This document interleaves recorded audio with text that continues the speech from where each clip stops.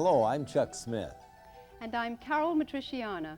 Welcome to this edition of The Pagan Invasion. Halloween is a festival that conjures up images of ghosts, skeletons, black cats, witches on broomsticks, and little costumed children scurrying about the neighborhood. Trick or treat! Oh my goodness! Hi there. And who are you? Vampire. Dracula's wife. While there are some people who may be concerned about the origins of Halloween and its focus on blood, death, horror, and the occult, to millions of youngsters across the nation, it has been adopted as a time to pursue scary fun. It is an opportunity to dress up in ghoulish or fanciful costumes, to engage in the fantasy of being a witch or a vampire, ghost, or devil. Eager trick-or-treaters solicit candy door to door or bob for apples at Halloween parties. Others brave haunted houses and horror movie marathons, while the more daring visit cemeteries at midnight, play with Ouija boards, and hold seances in an effort to contact spirits of the dead. One of the biggest promoters of Halloween is the public school system. School-sponsored Halloween-themed activities often include dances, costume contests, carnivals, and arts and crafts projects. Education officials admit that more effort is usually put into the celebration of Halloween than any other holiday, including Christmas and Easter. Is the stimulation of a child's sense of fun and fear all there is to Halloween, or is there more? For many entrepreneurs, Halloween is big business, a major promotional event used to bring in billions of dollars worth of revenue.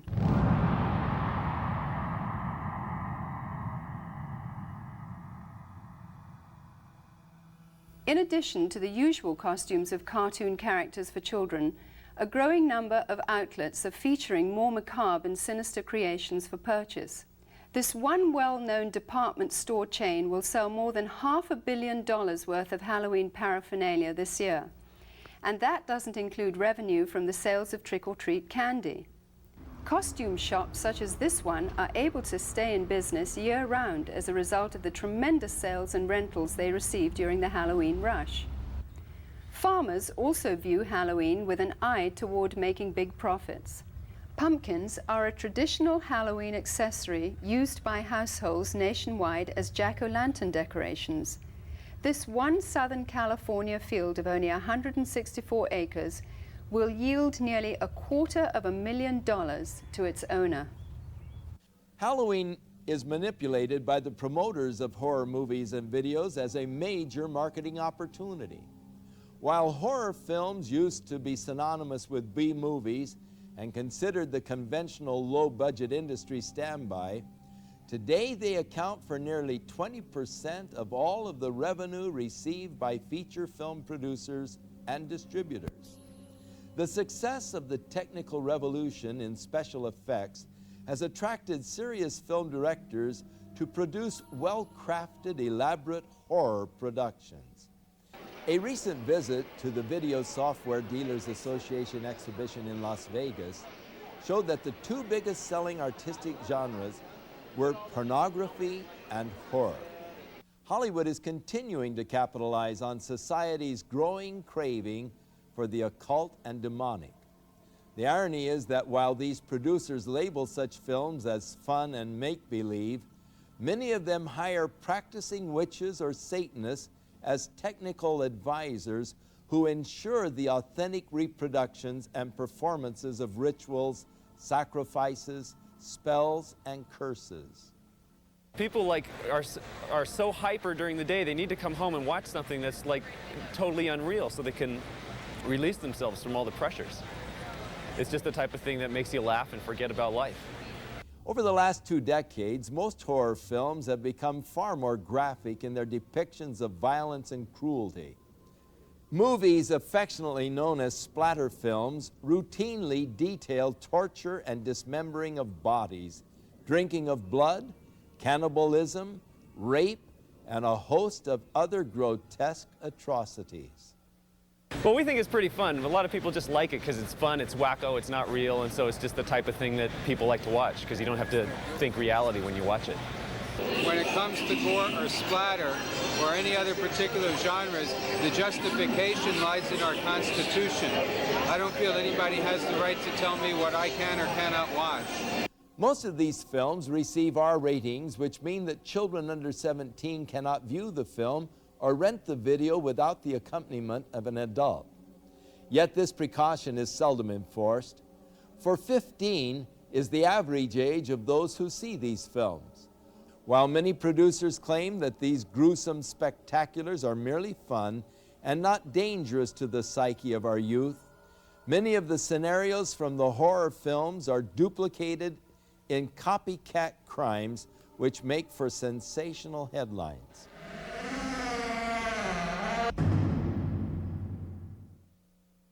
Glenn Hobbs was initiated into a satanic coven as a child by his grandfather and continued participating for many years. I recently asked Glenn about his involvement and the importance of Halloween to the occultist. Well, my involvement in satanic worship was, I was involved in it as a child. Of course, I was a generational Satanist, what they call a generational Satanist, and what that means is that my family was involved in it and their family before them. Now, my earliest rememberings of Halloween and some of the things that were involved was, it was a very dark time for me as a child. It was something that I didn't enjoy. Glenn, could you tell us about your involvement in any rituals at Halloween as a child? There was another little girl that was involved in the occult with me, and her name was Becky. Now, Becky was a different type of child. She was blessed to be a sacrifice. I was being blessed to be a high priest, where she was being blessed and born into the coven there to be a sacrifice.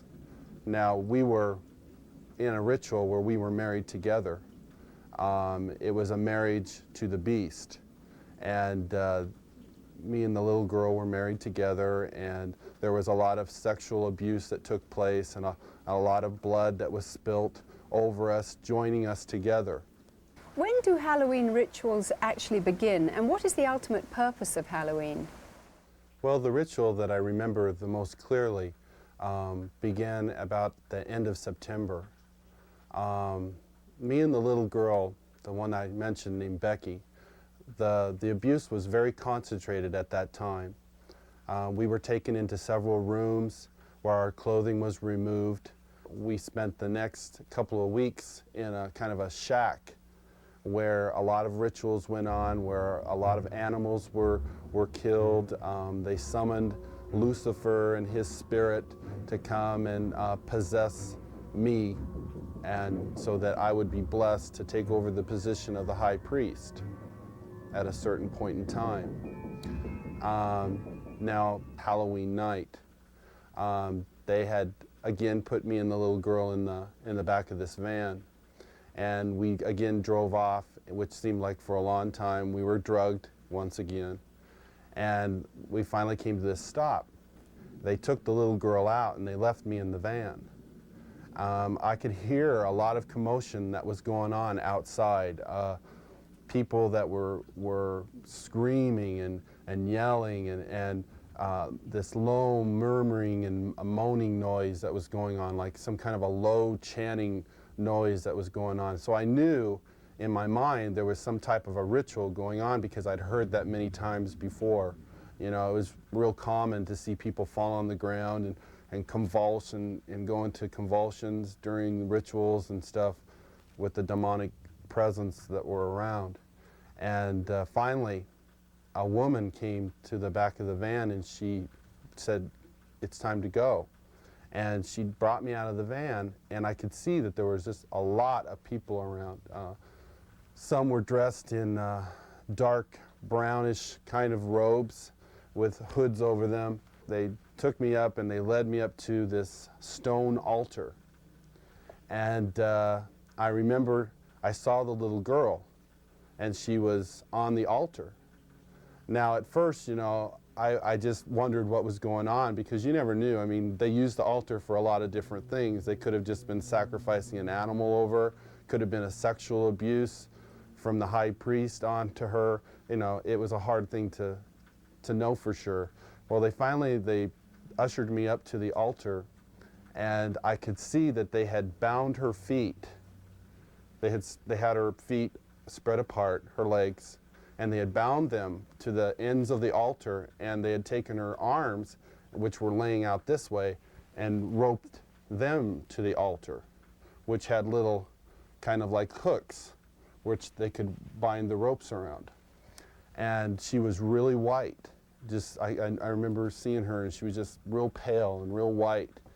And I noticed that they had slit the bottoms of her feet and her wrists. And they were taking the blood that was running out of those areas and putting them into chalices and passing those cups around to different people who were partaking of her blood. Then the high priest, he took the athami, or the ritual knife, and he picked it up and he put my hand on it, and then he forced it into her chest. So when I think back on Halloween, you know, over that period of time that happened, you know, that was the climax event, Halloween night, where they killed that innocent little girl. And this is something that's happening every Halloween. That's not just an isolated event. I mean, there are children all over the world who are losing their lives during Halloween night, and yet we, as a society, we go out and celebrate it, and we go door to door and we ask for candy, and it's a big celebration to us. And I think it's quite ironic how one group of people are thinking it's fun and another group of people are taking human life, and yet they don't, you know, there seems to be this wall and nobody wants to face the facts of what's really going on. Today, reports from all over the world show a growing concern over the mushrooming attraction towards the occult. Heinous crimes connected with the occult, according to police, are reaching epidemic proportions. Halloween is the time when community service organizations warn that children and animals are most likely to be abducted. To truly understand the significance of Halloween and its role in this mayhem, we must go back to its historic roots.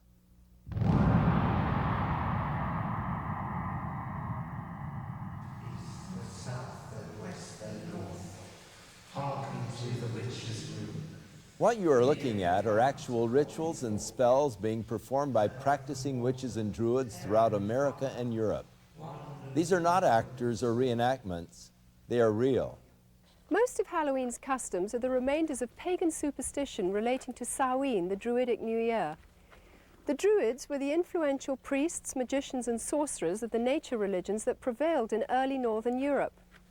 These native beliefs permeated Celtic culture for about 2,000 years, up until the introduction of Christianity. Today, a revival of the practices of Druidism, along with various forms of witchcraft and nature worship, are sweeping across Europe and North America. Power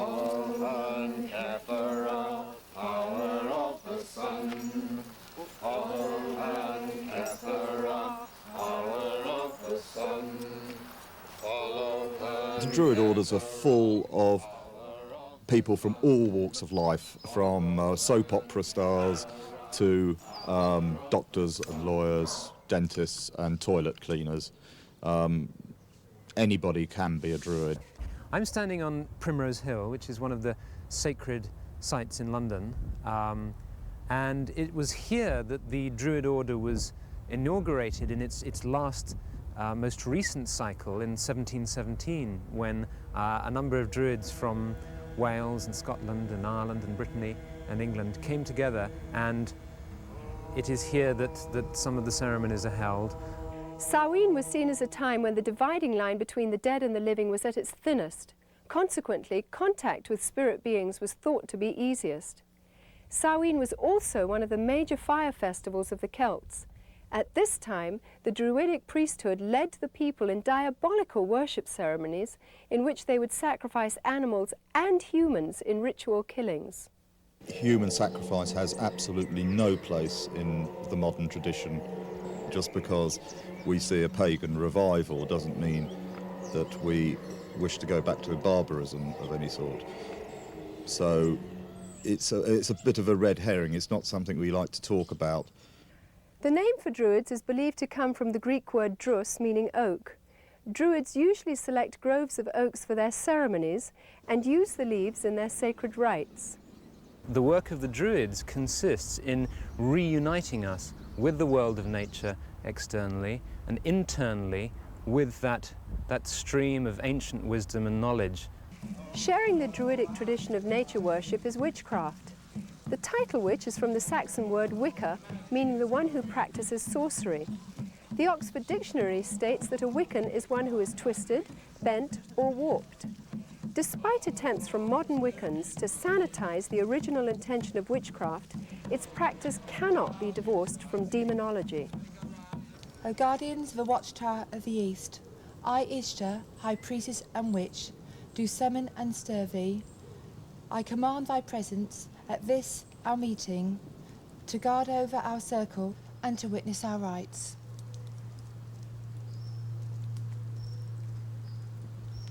So mote it be. So mote it be. My mother was a witch, and my grandmother was a witch, and I have been a witch for as long as I can remember. Since I have been practicing the craft, there has been a great revival. I believe there's about 1 million people in England alone that practice witchcraft. The pagans are all over the place with their covens. If they're not calling themselves witches alone, they are paganistic in their ways. There are probably now as many people practicing witchcraft in Britain as there are committed Christians. I regard myself as a natural witch. I was regarding myself as a witch since early childhood. I was brought up in a very isolated part of the country on the Welsh border, which has a long tradition of magic and Welsh sorcerers. It's almost as if there's a kind of grassroots feeling back towards paganism. We live in a kind of post-Christian era almost, and that people are moving towards a kind of neo-paganism, I suppose. We learn as practicing witches to tap into forces of nature and to actually, if you like, send out a spell or an incantation or an invocation in a very powerful way. It's in many ways to bring you back to nature, to bring oneself back to nature, and to learn how we fit in with the natural scheme of the universe and the natural scheme of the earth, and understanding what we need to do to heal the planet. Because worship of nature is so central to their theology, large numbers of practicing Druids and witches are dedicated to today's ecology movement. We have a number of initiatives which include planting groves of sacred trees and a campaign for individual ecological responsibility, which is concerned with showing how each of us can become ecologically responsible. I think the time is coming now where we have to take the responsibility by the throat and actually get out there and say, there are answers here. I'm not prepared as a pagan, as a priest, and as a practicing witch to sit back and see my planet, my mother, raped any longer. Goats, O answer unto me.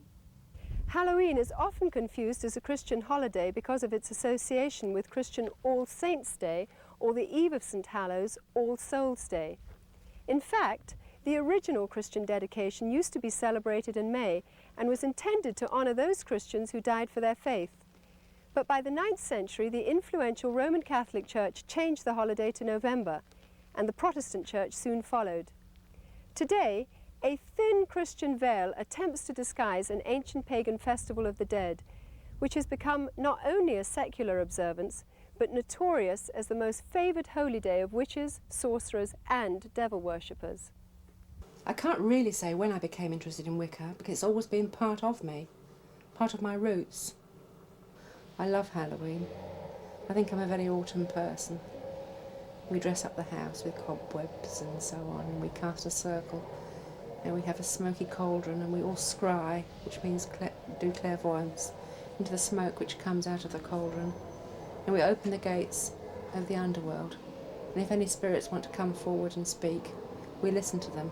My first initiation, when I became first degree, was on Halloween, and I felt very, very much in tune with the god.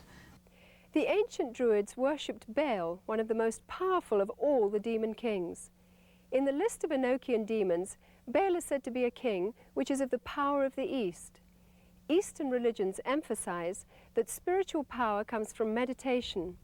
The common denominator between Druids, witches, and Satanists is the practice of meditation for the purpose of making contact with the spirits of the dead or disembodied souls.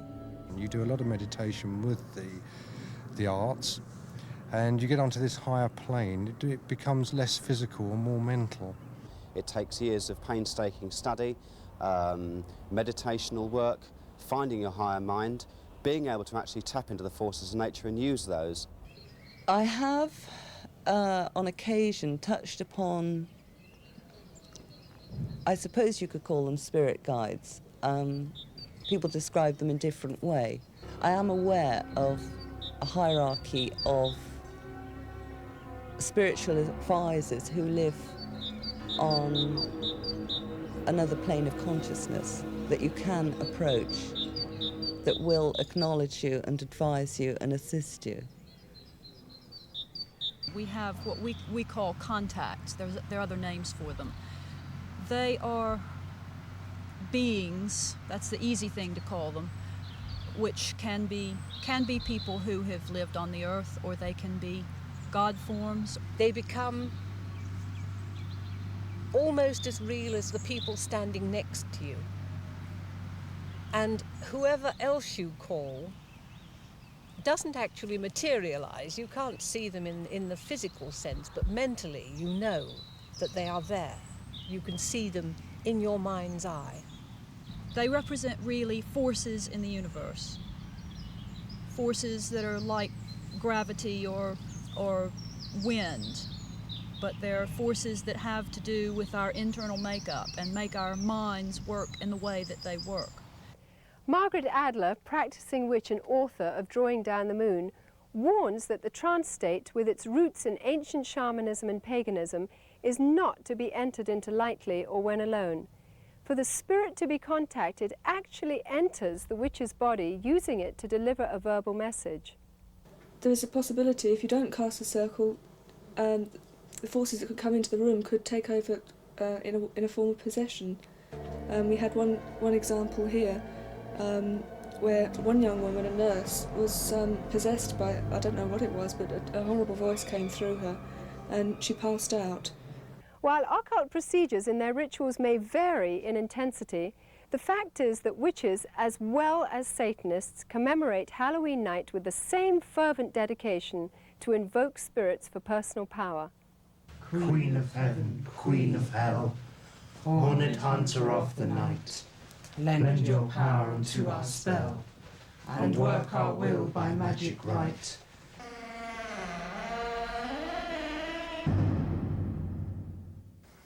Glenn, you've now been a Christian for some time. What is your reaction when you see Halloween celebrated by people? Whenever Halloween time starts coming around, about the 1st of October, you go into the stores, you see the costumes, you see the mother with her little girl putting the witch's hat on her, and the little boy getting excited about getting the devil mask, and you see the candy, you see the Halloween pumpkins, you see people decorating their houses with skeletons and all these symbols of death. You know, it only serves to bring back horrifying memories to me. Memories of death, memories of children being so abused, so ripped of everything, their character, all in the name of Satan. If a person could really stop the next time they go into that store and realize that there are children who are going to lose their life because people are taking this a step further. There are people out there who don't just celebrate Halloween with trick-or-treat candy. This is a religious holiday to them. This is something that is holy and sacred, and they are taking innocent human life. I can't say, go ahead and have Halloween fun. It doesn't matter if you're participating in Halloween, even if you're not a Satanist, if it's just for fun. No, because these Satanists are using this as a smokescreen. Glenn, you said that Halloween is a religion of Satan. What do you think when you see churches and Christians celebrating Halloween? It makes me sick that the Church of Jesus Christ would take on this horrible demonic thing that is happening in our world. Christians should be the ones who are standing up against this. Christians should be the ones who are saying these terrible things are happening and we want to stand against this. Churches should not be having these Halloween parties at all. They should be coming together as brothers and sisters in Christ, binding together and coming against these dark forces, praying for these children that God will spare their lives, that somehow God will intervene and save these children.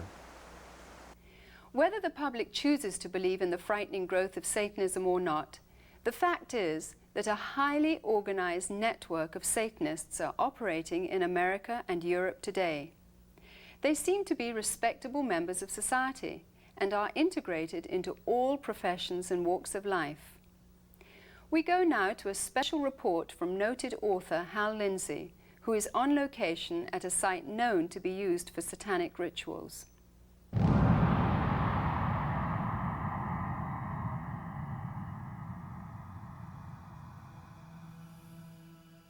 We came out to a place in the hills east of Los Angeles, to a location that has been identified in the past with ritual worship and, we believe, Satanism.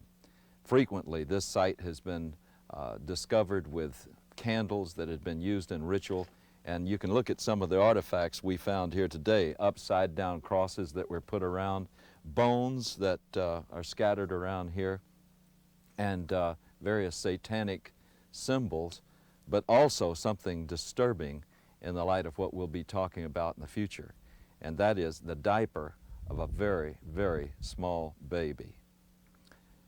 You know, I believe that this country is experiencing a pagan invasion, including a new upsurge of practice of witchcraft, the New Age, and as we will talk about today, outright Satanism. Around the middle of the 1960s, there was a dramatic upsurge in satanic worship, beginning with Anton LaVey and his writing of the Satanic Bible and the founding of the Church of Satan in San Francisco in 1966. I watched as this accelerated, not just in the West Coast, but around the country.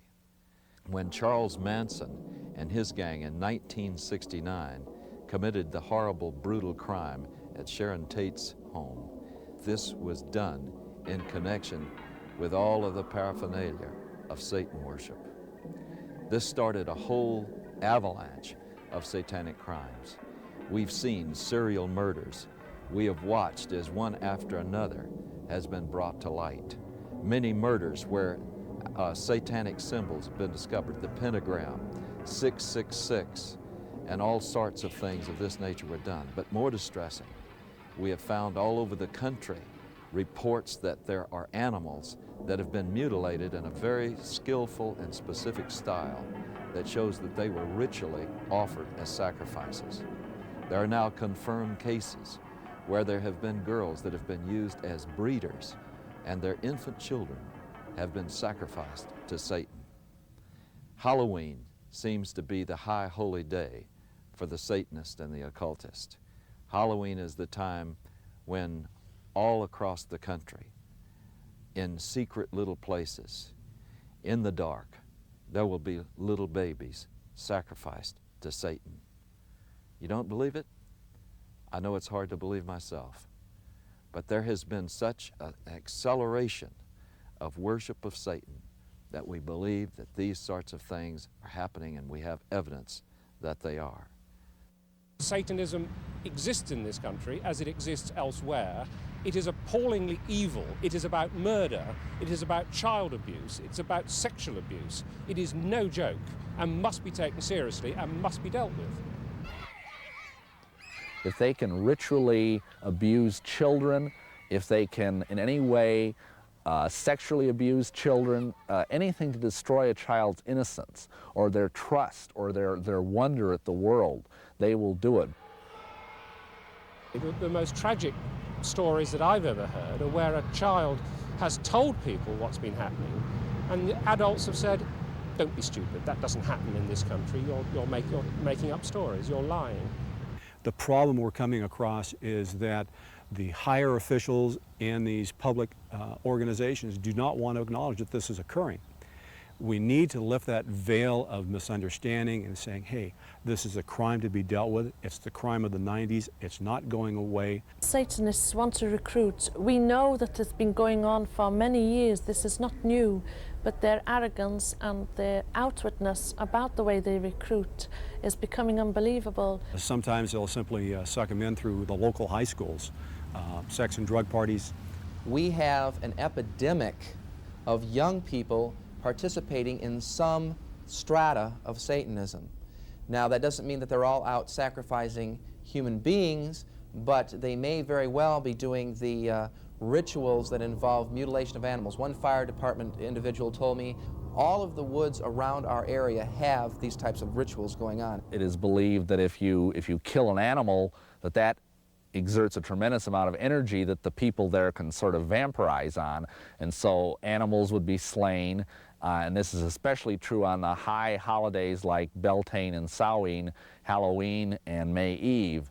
There's something about sacrifice. If you do it once, you want to do it all the time. Once you've actually passed the barrier of sacrificing an animal, you get this sort of bloodlust where you really want to do it. And I really wanted to do it.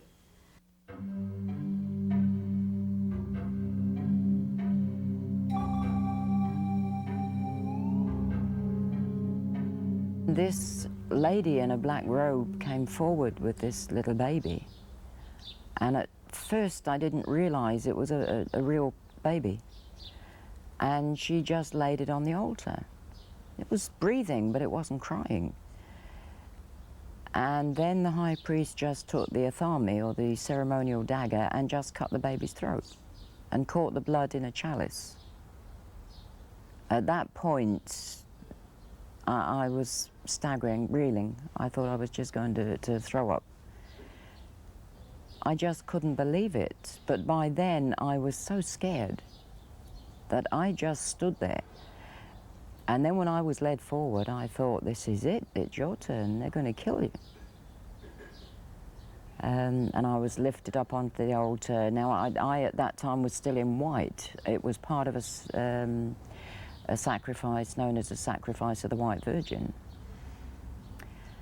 And the same blood that had come from the baby was daubed all over my body. Then the high priest raped me. And I think at that moment, I was just, the fact I was still alive went through my mind. I thought, you're still alive. I then had to sign in blood a parchment stating that I would never, ever reveal what had happened in a coven. If I did, I would die. Are human beings being sacrificed? Yes, they are. There's a lot of things that I would look for to make a determination on a ritualistic crime. It could be marks that are found at the scene. It may be things like a pentagram. It may be an upside-down cross. It could be, again, the number 666. It could be a loss of blood in the body, certain parts removed in a certain manner. They're victims. Some are targeted for specific reasons. One, because they wouldn't join. Two, because they did join and they want to drop out. Some of their victims are themselves. They voluntarily do it. In many satanic groups, a mother will be asked to sacrifice her own child to Satan, and she may even, in fact, be ritually impregnated to do that. She may even specifically have been impregnated, and then when the child is born, they never register the child as being born, and they kill it in a very horrible way, and sometimes the mother herself is actually asked to do it. Some of you may not even believe what you've just seen. You may believe that this is just something that's aberrational and that it just doesn't reach the mainstream of America. But just think about some of the headlines we've had recently. The case in Matamoros, where a group in Mexico were practicing human sacrifice, where they kidnapped and actually sacrificed several innocent young people. And think about the Night Stalker case here in Los Angeles, with Ramirez brazenly flashing the satanic symbol and saying, "Hail Satan," and holding up his palm with a pentagram in it. And yet Ramirez was convicted of some of the most brutal crimes that we've ever seen in this civilized society. One case where he caused the woman to say, "Hail Satan," while he was raping and sodomizing her alongside of her husband, whom he had already murdered. These are things that were done as a result, I believe, of getting involved in Satanism. The real Satanists, the hardcore Satanists, are involved in criminal activity, and for that reason they are going to try and look as normal as possible, the better to be able to deceive you. They're doctors, they're lawyers, they're teachers, they're oftentimes people who are in positions of great influence over small children.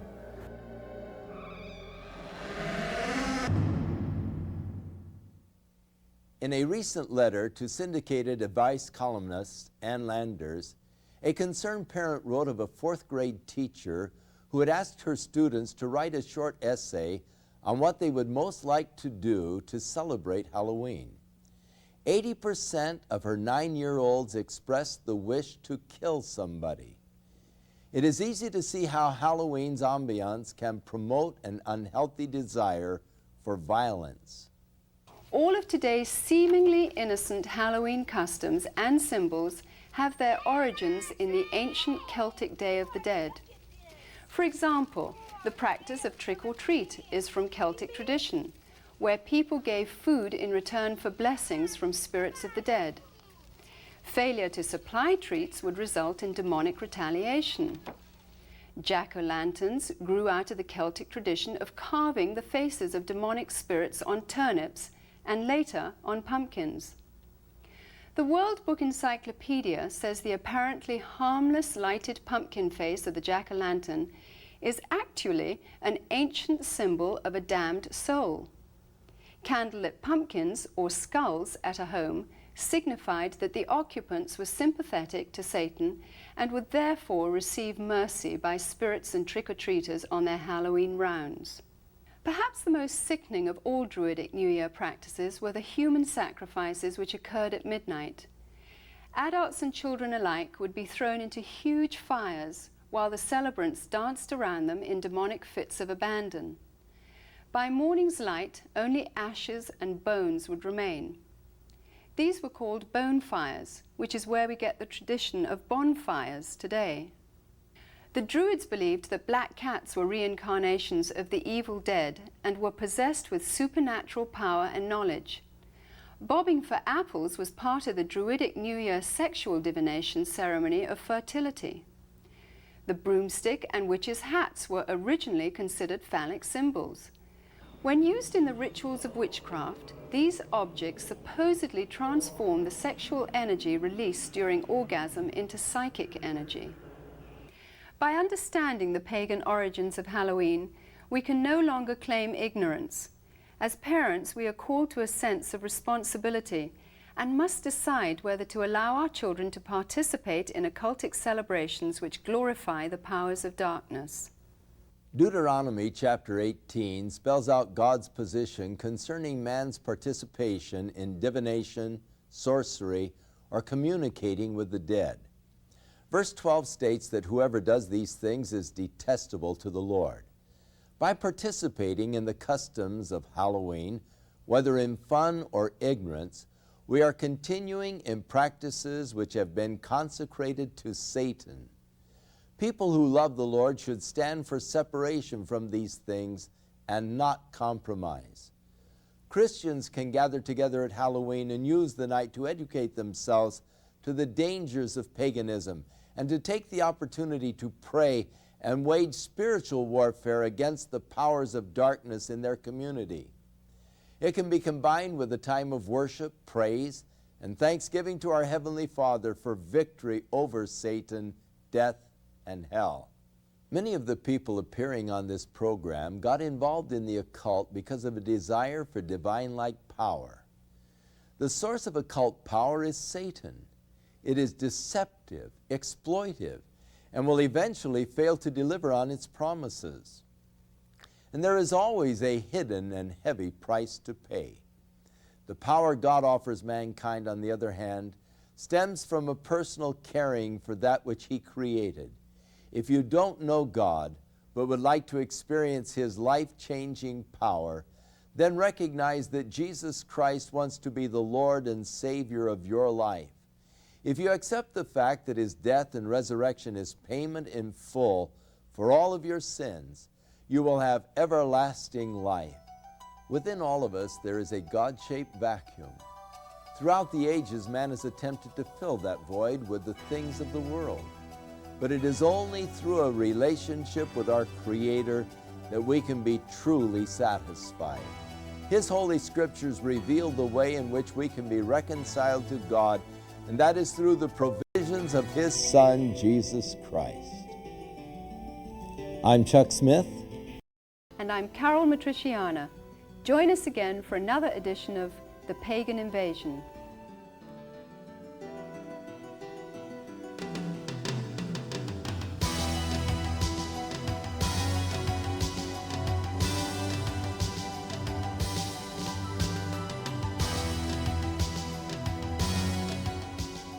The Pagan Invasion is an explosive new 13-part video series providing a thorough behind-the-scenes examination of today's New Age movement and neo-pagan revival. Each superbly produced volume features rare footage from around the world, along with expert analysis by noted Christian leaders and authors. For more information, contact your local Christian bookstore or call 1-800-828-2290. California residents call 1-800-633-0869.